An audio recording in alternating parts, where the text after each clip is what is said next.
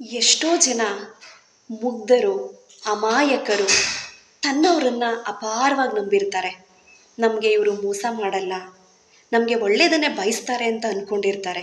ಆದರೆ ಅವರಿಟ್ಟಿರುವಂತಹ ನಂಬಿಕೆಗೆ ತನ್ನವರು ಅನ್ನಿಸ್ಕೊಂಡವರೇ ದ್ರೋಹವನ್ನು ಬಗೆದು ಅವರನ್ನು ಮೋಸದ ಬಲೆಯೊಳಗೆ ಸಿಕ್ಕಿಸಿ ಸುಳ್ಳಿನ ಒಂದು ಸುಳಿಯೊಳಗಡೆ ಅವರನ್ನು ಬಂಧನ ಆಗೋ ಹಾಗೆ ಮಾಡಿ ಆತನಿಗೆ ಅಪಾರವಾದಂತಹ ನೋವನ್ನು ಉಂಟು ಮಾಡಿದಾಗ ಆ ವ್ಯಕ್ತಿ ಭಗವಂತನ ಹತ್ರ ನನಗೆ ಈ ಥರ ಮಾಡಿದವ್ರಿಗೆ ನೀನು ಕರ್ಮಫಲವನ್ನು ಕೊಡು ಅಂತ ಬೇಡಬೇಕಾಗಿಲ್ಲ.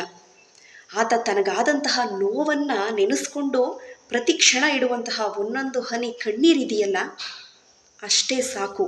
ಆ ಮುಗ್ಧರ, ಅಮಾಯಕರ ಆ ಕಣ್ಣೀರಿನ ಹನಿಗಳೇ ಸಾಕು ಆ ದ್ರೋಹ ಬಗೆದವ್ರಿಗೆ ತಕ್ಕ ಶಾಸ್ತಿ ಆಗೋದಕ್ಕೆ. ಇದು ಸದ್ವಿನಿಯ ಸುವಿಚಾರ.